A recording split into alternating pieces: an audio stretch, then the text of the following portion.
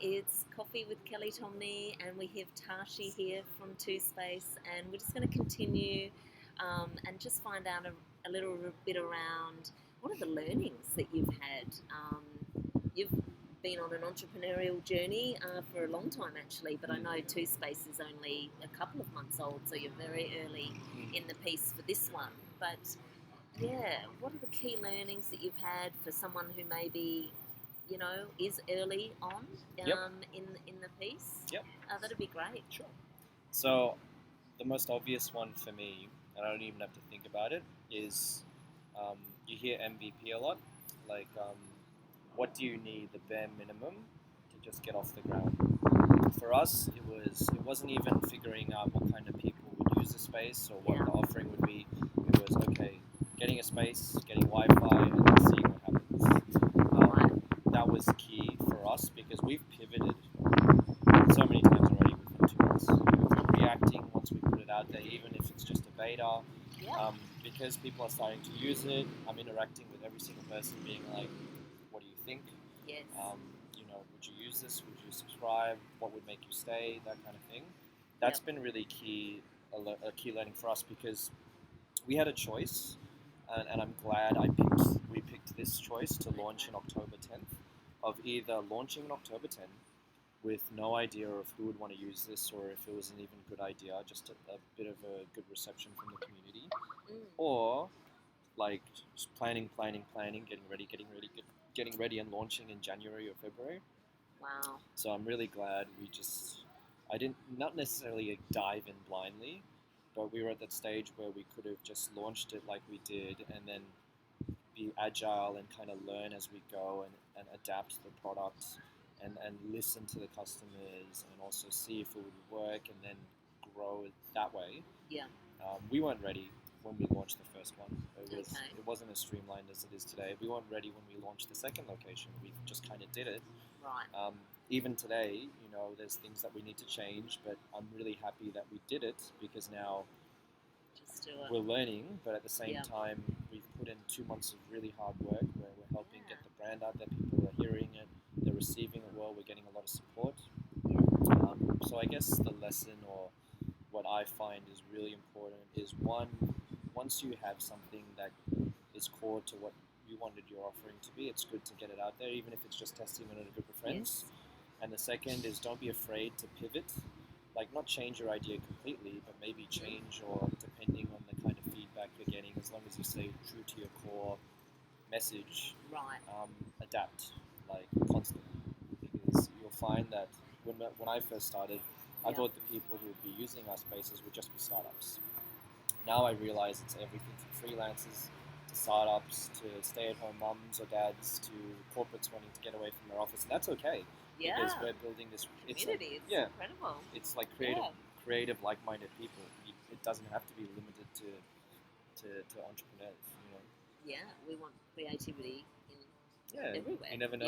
You could do something together or feed off each other anyway. Yeah, perfect. I love it. That's amazing. And we haven't even hit January 10th, so you've done all of those. That choice is critical, isn't it? It's super critical. Look at where you are now. It's only been 2 versus months. You could be still, fine-tuning something. I know exactly what would have happened. What would have happened? Yeah. What do you think? We probably wouldn't. We would have been distracted by other stuff. Yeah. Like, I would have, if we didn't do this, my co-founder or myself would probably been distracted by another idea, or we would have been working. How many times do we see that? Or we would have gone on holiday, or we would have something would have happened. Something always happens. I mean, whatever you do, whether it be a 9-to-5 job when you're working on this side project, or you're just taking time off, or really like anything can kind of happen. And we spend way too much time, weeks, on things that don't need 2 weeks, and then they haven't even been tested by a client or checked out. So and it's the perfect time to do it for us, because even though it's December now and it's quiet, it gives us time to be like, okay, I've got 2 months worth of data. How do I fix this for January, or what do I need to work on? And we figured out it enough, like we were talking about earlier. Like, now I know this month I'm going to focus on building the value proposition.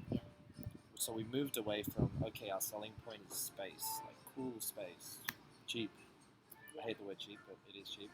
Affordable. Affordable. Affordable. Because it's really good value. Yeah. But now I understand that it's more than that. Now it's a combination of this really cool creative space. But in order to help the community grow, we need to tap into other things like the partnerships we were talking about. Yeah. So it's good. So watch this space in all in all elements. I think. Yeah, because I really like your long-term vision.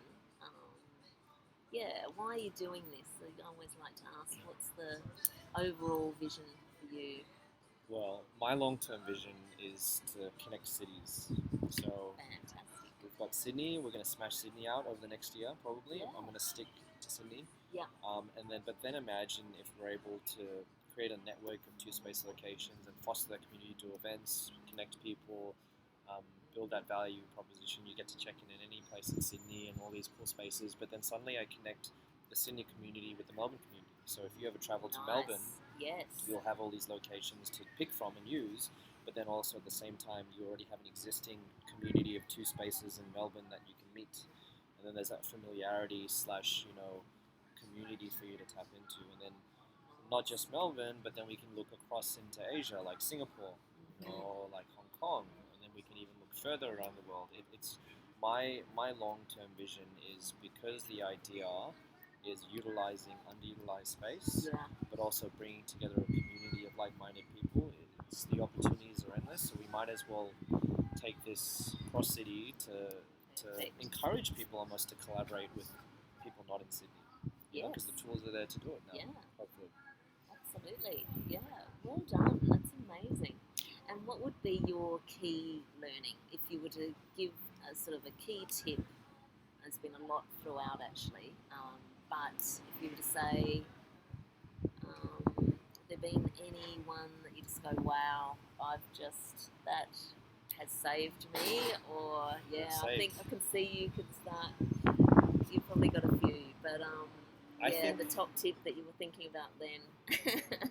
I honestly think getting started is all in good, like I was talking about. Like there's no regrets in jumping in and doing it once we had a clear message. But I think even though have a clear message, your idea is going to change. I think having a clear message is key because to date there's been so many potential partnerships and even partnerships that are going to happen in the 1st of Jan because I managed to grab the right person for like 5 minutes, and then rather than ramble on about what I want to do and stuff, when they ask, what do you do?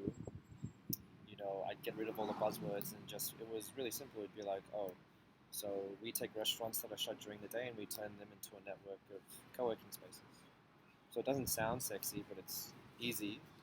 You understand and then they're like, oh, okay. And then the conversation starts, whereas I could have droned on about affordable, cool, creative, rooftops, all that stuff. But I think you've still got all this. I get what you're saying. In having that message, that's really key. It's understandable from the get-go. Yeah, in that one sentence. If you can keep it simple, people listen and then they realize, really, that was it.